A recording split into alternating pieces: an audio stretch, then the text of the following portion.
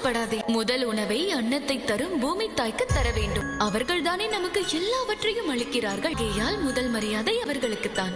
அது சரி அம்மா. தட்டில் உள்ளதை வைத்து அவர்கள் என்ன செய்து விடுவார்கள்? அன்போடு கொடுக்கும் உணவில் அளவு கிடையாது. உணர்வுதான் முக்கியமானது. மனதை குளிர வைத்தால் எல்லோருக்கும் பிடிக்கும். பூமாதேவி தாயே, இன்று நான் முதன் முறையாக சமைத்திருக்கிறேன். இதை நீங்கள் ஏற்றுக்கொண்டு காசி வழங்க வேண்டும். நான் சமைத்த உணவு உங்களுக்கு நிச்சயமாக பிடிக்கும். சிறுவனே, வா. சொல்லுங்கள் ஐயா. என்ன சிறுவனே, இப்படி ஒரு கோலம்? உணவாவது சுவையாக இருக்குமா, இல்லை அதுவும் உன்னுடைய கோலத்தை போலதான் இருக்குமா? என்னுடைய உழைப்பை காட்டுகிறது. கடின உழைப்பால் செய்தது இது ருசியாகத்தான் இருக்கும். இதில் அன்பு எனும் ரசம் கலக்கப்பட்டுள்ளது. அதை நான் சாப்பிட்டு சொல்கிறேன். எல்லோரும் நன்றாக கேட்டுக்கொள்ளுங்கள். இவன் சமைத்த உணவை உண்டால் தானே தெரியும் எதில் நிறைவு உள்ளது, எதில் குறை உள்ளது என்று. அன்பு ரசம் கலந்துள்ளானாம். எந்த ரசம் கலந்துள்ளது என்று சாப்பிட்டு சொல்லலாம்.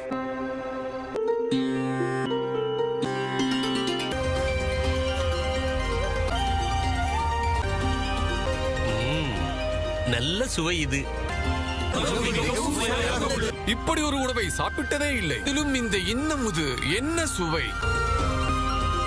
எல்லோருக்கும் பிடித்துள்ளது. உண்மையில் உணவு சுவையாகத்தான் உள்ளது. குறிப்பாக இந்த இன்னமுதை சுவைத்து பார்க்கும் பொழுது தேவலோக அமிர்தமே தோற்றுவிட்டது. இதைத்தான் நானும் சொல்ல நினைத்தேன். நன்றி, மிக்க நன்றி. உங்கள் எல்லோருக்கும் கோடான கோடி நன்றிகள். உன்னுடைய கோடான கோடி நன்றி யாருக்கு வேண்டும்? உணவு இவ்வளவுதானா? இன்னும் இருக்கிறதா? இருந்தால் எடுத்து வா. விரைவாக செல், பசி எடுக்கிறது. இருங்கள், எடுத்து வருகிறேன். வேகமாக. பசியில் என் வயிறே இழுத்து பிடிக்கிறது. அதை என்ன எண்ணிக்கொண்டிருக்கிற? அனைத்தையுமே என்னிடம் கொடு. இந்தா, இன்னும் கொண்டு வா. வருகிறேன். திறம் முழுக்க கொண்டு வருவேன். விட்டேன். ஏய், ஒரே நேரத்தில் எழுந்து போய்விட்டீர்கள். அவர்கள் எழுந்து போனதில் உனக்கென்ன அவ்வளவு மகிழ்ச்சி? கொண்டு வந்த உணவை எனக்கு பரிமாறு. பாத்திரத்தை அப்படியே கொடு. நீ போய் இன்னும் கொண்டு வா. ஏன் நின்று கொண்டிருக்கிறாய்? உணவை கொண்டு வா. நான் பசிக்கிறது என்று சொன்னேனே. சரி. செல் செல். உணவு இருக்கிறதல்லவா? என் பங்கு மட்டும் தான் மீதம் உள்ளது. அவருக்கு உள்ளது வயிறா இல்லை கிணறா? என்ன செய்கிறாய்? அவர் அங்கு உணவுக்காக காத்திருக்கிறார். முதலில் என்ன இருக்கிறதோ அதை எடுத்து செல். கொடு கொடு கொடு கொடு. இன்னும் கொண்டு வா. போ போ.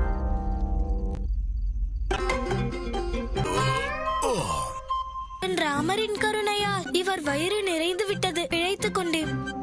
இந்த ஒரு மனிதரே இவ்வளவு உணவுகளை சாப்பிட்டு விட்டார். எனக்கென வைத்திருந்தேன். இல்லை என்றால் என்ன, ஒருவேளை சாப்பிடவில்லை என்றால் பலவீனமாகி விடுவேனா? எனக்கு இன்னும் தேவை.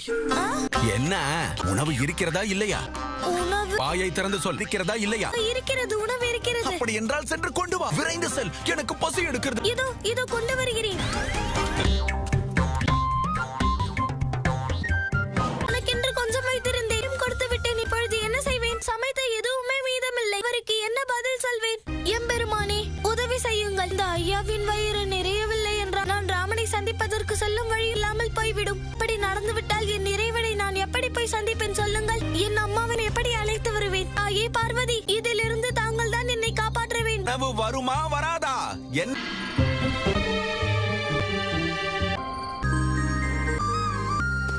பிரபு, உங்களை நான் சந்திக்க எவ்வளவு முயற்சி எடுத்தாலும் தடை உண்டாகிறது. நீங்கள் தான் உதவ வேண்டும். எனக்கு வழிகாட்டுங்கள் ராமா. அன்போடு கொடுக்கும் உணவில் அளவு கிடையாது. உணர்வுதான் முக்கியமானது. மனதை குளிர வைத்தால் எல்லோருக்கும் பிடிக்கும். வேண்டும் பூமாதேவி தாயே, நான் இக்கட்டான நிலையில் சிக்கிக் கொண்டுள்ளேன். இதை தவிர வேறு வழி தெரியவில்லை. நீங்களும் ஒரு தாய் தானே. ஒரு பிள்ளை தாயின்றி வாழ்வது எவ்வளவு கடினமாக இருக்கும் என்று உங்களுக்கே தெரியும். அந்த ஐயா அவர்களை மகிழ்விப்பதற்கு தங்களுக்கு வைத்த உணவை நான் எடுத்து சென்றுதான் ஆக வேண்டும். என்னை மன்னித்து விடுங்கள்.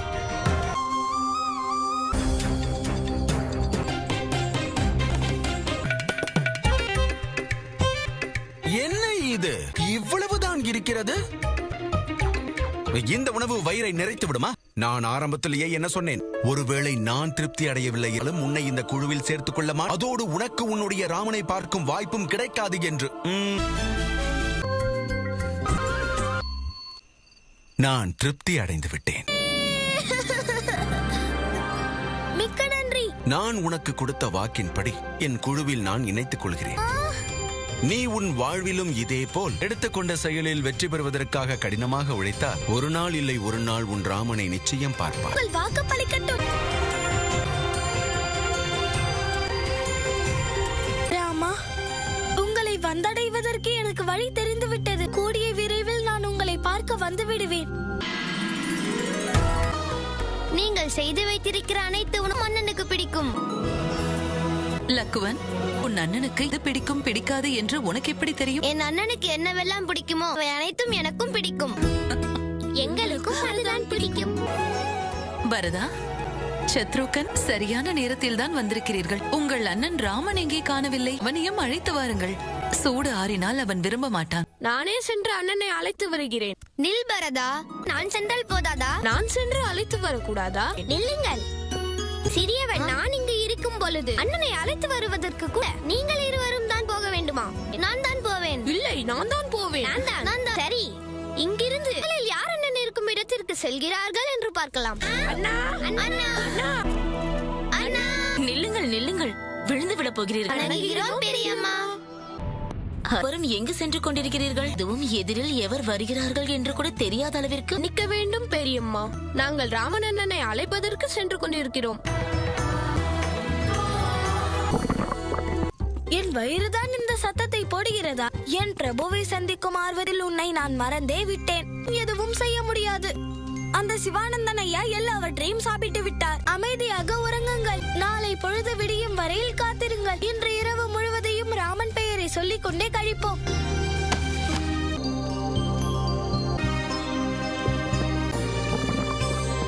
ஐயரே, இது நமக்கல்ல, என் பிரபு ராமனுக்காக கொண்டு வந்தது. என்ன சிறுவனே, என்ன என்னிடமிருந்து மறைக்கிறாய்? அந்த மூட்டைக்குள் என்ன? இதில் ஒன்றுமில்லை. அம்மா செய்த லட்டு இருக்கிறது. இதை என் இறைவன் ராமருக்காக வைத்திருக்கிறேன். என்னப்பா நீயோ பசியோடு இருக்கிறாய். வயிற்றில் பசியை வைத்துக் கொண்டு எவரையும் வழிபட முடியாது. அதிலிருந்து 1-2 லட்டை எடுத்து சாப்பிடு. யாருக்கு தெரிய போகிறது? பெரியவர்கள் சொல்வதை நீ கேட்டு இருக்கிறாயா? அம்மாவின் கைப்பட்ட உணவின் சுவை எத்தனை ஜென்மம் எடுத்தாலும் மாறாது என்பார்கள்.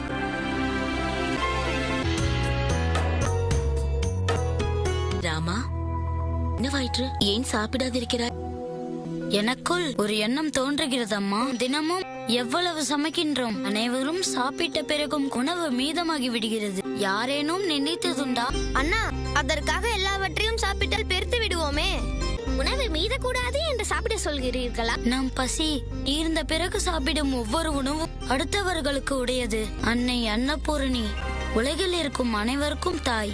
நாம் உணவை வீணடித்தால் இந்த தாய் என்ன நினைப்பார்கள்? பார்த்து கொண்டே இருங்கள். அவருடைய பெயரை உச்சரிப்பது என் வேதனை அனைத்தும் அழிந்துவிடும்.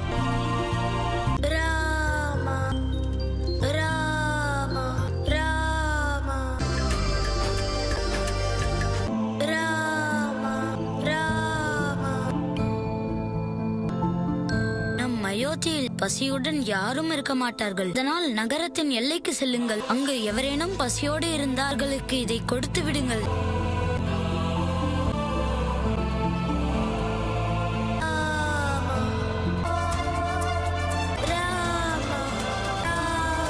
என்ன நினைத்தார்? என்ன நடந்து கொண்டிருக்கிறது? நடக்கக்கூடிய அனைத்தும் முரண்பாடாகவே இருக்கிறது. ஒருவேளை அந்த ராமன் அனுப்பிய உணவு அனுமனை போய் சேர்ந்தால் ராமனை சந்திக்க வேண்டும் என்ற ஆசையும் நம்பிக்கையும் அதிகமாகும். அவனுக்குள் இருக்கும் அந்த நம்பிக்கையை அடியோடு அழிக்க வேண்டும். அவன் கைக்கு அது போகக்கூடாது. இன்று இரவு அந்த உணவு அனுமனுக்கு கிடைக்கவில்லை என்றால் அவனுக்குள் இருக்கும் நம்பிக்கை அவசியம் உடைந்துவிடும். நினைத்தவுடன் இறைவனை எளிதாக பார்க்க முடியாது என்பதை தெரிந்து கொள்வான். உங்கள் எண்ணத்தை நிறைவேற்றுகிறோம்.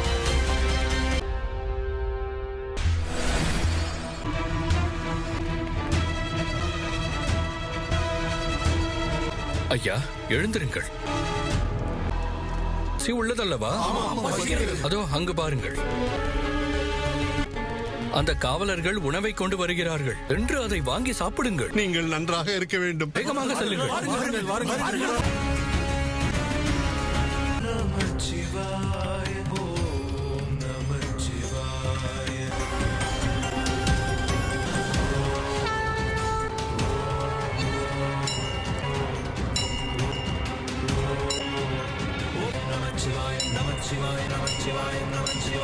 பசியால் இருக்கிறோம் என்று தெரிந்து எம்பெருமான் நமக்கு விருந்தே வைத்திருக்கிறார். நாம் கொடுத்து வைத்தவர்கள். அவர்கள் கொண்டு வந்த தட்டில் எவ்வளவு உணவு இருக்கும்?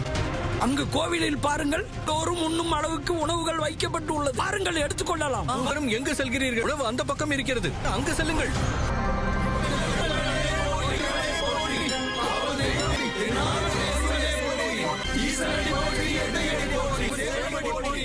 அவர்கள் அனைவருக்கும் உணவு கிடைத்து விட்டது. இதற்கு வெளியில் தேவைப்படுகிறதா என்று கேட்கலாம். அனைத்தும் எம்பெருமானின் லீலையாகத்தான் இருக்க வேண்டும். வணங்குகிறோம் எம்பெருமானே. ஆருங்கள் தேவர்களே, உங்களுக்காகத்தான் வெகு நேரமாக காத்துக் கொண்டிருந்தேன். மன்னிக்க வேண்டும் எம்பெருமானே, தாம் கொடுத்த வாக்குறுதியை மீறிவிட்டீர்கள். நீங்கள் அனுமனுக்கு உதவி செய்ய மாட்டேன் என்று சொன்னீர்கள். எம்பெருமான் என்று சொல்லாதீர்கள். இந்த அயோத்தியில் உள்ளவர்களுக்கு சிவானந்தன் என்னை அழையுங்கள். நான் அனுமனுக்கு உதவி செய்தேனா? கொடுத்த வாக்கிலிருந்து மாறவே இல்லையே. நாம் என்ன பேசிக் கொண்டோம்? ராமனும் அனுமனும் சந்திக்கும் சந்திப்பில் இந்த உதவியும் செய்ய மாட்டேன் என்றேன். இந்த வாக்கை நான் கொடுக்கவே இல்லையே. ராமன் அனுப்பும் உணவை அனுமனிடம் செல்ல விடாமல் தடுப்பேன் என்று சொல்லவே இல்லையே. இங்கு பார் தேவேந்திரா, 8 வயதே நிரம்பிய சிறு பிள்ளை ராமா ராமா என்ற பெயரையே சொல்லிக் கொண்டிருக்கிறான். உங்களுக்கு ஒன்று தெரியாது என்று நினைக்கிறேன். மலையிலிருந்து இப்பொழுது வரை அவன் ஒரு வாய் உணவு கூட உண்ணவில்லை. நானும் அவனை கடுமையாக சோதித்தேன். இங்குள்ள அனைவருக்கும் உணவை சமைக்க வைத்தேன், அனைவருக்கும் பரிமாறவும் வைத்தேன். இங்குள்ளவர்களின் பசியெல்லாம் போக்கியவன் இந்த நிமிடம் வரை பசியோடு இருக்கிறான். தேவேந்திரா, சோதனையின் கடினத்தன்மைக்கும் ஒரு எல்லை உண்டு. சோதனை என்ற பெயரில் உனக்குள் உள்ள விரோதத்தை காட்டுவது அழகல்ல. நீங்கள் அனைவரும் தேவர்கள், உலகையே காக்கும் பொறுப்பில் உள்ளவர்கள். ஒரு சிறிய பிள்ளையின் வலி ஏன் தெரியவில்லை? உள்ளத்தில் கருணையே இல்லையா? நினைவில் வைத்துக் கொள்ளுங்கள், அவன் அனுமன் என் வகை சித்துக்களையும் எண்ணிலடங்கா சக்திகளையும் பெற்றவன். அவன் நினைத்திருந்தால் ஒரு நொடியிலேயே இங்குள்ள தடைகளை எல்லாம் தகர்த்தெறிந்த ராமன் முன்னால் சென்று நின்றிருப்பான். ஆனால் அவன் அப்படி செய்யவில்லை. அனைத்தையும் பொறுத்துக் கொண்டு என்னுடைய சக்திகளை பயன்படுத்தாமலேயே இறைவனை காண ஆசைப்படுகின்றான். ஐயா ஐயா, இதோ வந்து விட்டேன். அறுசுவை உணவை தட்டில் ஏந்தி, அதுவும் இந்த வேளையில். நான் தவறாக கேட்கவில்லை. பசியோடு உள்ளவர்களுக்கு உணவு கொடுக்க வந்தோம். பசியோடு இங்கு அங்கு ஒரு மரம் இருக்கிறதே. இங்கு ஒரு சிறுவன் பசியோடு இருக்கிறான். அவனுக்கு வேண்டுமென்றால் கொடுங்களேன். கொடுங்கள், நானே அவனிடம் கொடுத்து விடுகிறேன். உங்கள் உணவிற்கு நன்றி. பசியோடு இருப்பவன் பசி அறிவிடுவான். நன்றியை எங்களுக்கு சொல்லாதீர்கள். இளவரசர் ராமருக்குத்தான் சொல்ல வேண்டும். இந்த உணவை அனுப்பியதே அவர்தான், அதுவும் அவர் தட்டில் இருந்து. வாழ்க உங்களுடைய இளவரசன் ராமன்.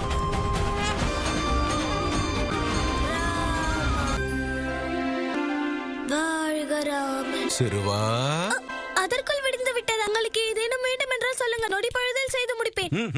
உன்னை நான் சமைப்பதற்காக எழுப்பவில்லை, உன்னை உணவை உண்ணுவதற்காக எழுப்பினேன். உனக்காகவே உன்னுடைய இறைவன் ராமன் அறுசுவை உணவை அனுப்பியிருக்கிறார். ராமரா எனக்காக உணவு அனுப்பினாரா? நான் நம்ப மாட்டேன். என்னை ஏமாற்ற பார்க்கிறீர்கள். உன்னை நான் எப்படி நம்ப வைப்பேன்? இதை காட்டினால் தான் நம்புவாய். இதோ பார்த்தாயா, அறுசுவை உணவு, லட்டு, சர்க்கரை பொங்கல், இன்னமுது, நெய் சாதம், தயிர் சாதம், அனைத்தும் உனக்குத்தான். பொழுதாவது நம்பிக்கை வந்ததா? இல்லை இல்லை இல்லை, இதை ராமர் தான் அனுப்பினார் என்று அனுப்பிட நம்புவது? வேண்டாம், நம்பவே வேண்டாம். வேண்டும் என்றால் எடுத்துக்கொள், வேண்டாம் என்றால் விட்டுவிடு. உன் விருப்பம். எனக்கா பசிக்கிறது? உனக்குத்தான் பசி. குறை சொல்வதற்கு முன்னால் உணவையும் தட்டையும் நன்றாக பார். இவ்வளவு அழகான விலை உயர்ந்த தட்டு எங்க கிடைக்கும்? அயோத்தியில் உள்ள அரச குடும்பத்தினர் மட்டும் தான் இதை பயன்படுத்துவார்கள். சாமானியர்களால் இதை பயன்படுத்த முடியுமா? இந்த உணவின் வாசனையை பார். இதில் இன்னொரு முக்கியமான விஷயம், இதில் உள்ள உணவுகள் அயோத்தியின் அரண்மனையிலிருந்து மட்டும் வரவில்லை. சிறப்பு என்னவென்றால், இந்த உணவு உன்னுடைய இறைவனுக்காகவே தயார் செய்யப்பட்ட இந்த உணவை உண்ணாமல் உனக்கு அனுப்பியிருக்கிறார். எனக்காக என் இறைவன் அனுப்பினாரா? ஆமாக்கு சந்தேகம் இருந்தால் என்னுடைய நண்பர்களையே கேட்டுப்பார். இந்த உணவு எங்கிருந்து வந்தது? அரண்மனையிலிருந்து தானே வந்தது. ஆமாம், அரண்மனையிலிருந்து தான். காவலர்கள் வேற எங்கிருந்து கொண்டு வருவார்கள்? இப்பொழுதாவது நம்பிக்கையோடு சாப்பிடப்பா. நான் மிகவும் கொடுத்து வைத்தவன் சிவானந்தையா. இந்த இரவை என்னால் வாழ்க்கையில் மறக்கவே முடியாது. முதலில் இந்த உணவை உண்டுவிட்டு உன் இறைவனுக்கு பிறகு நன்றியை சொல்லலாம். வாழ்க ராமன்.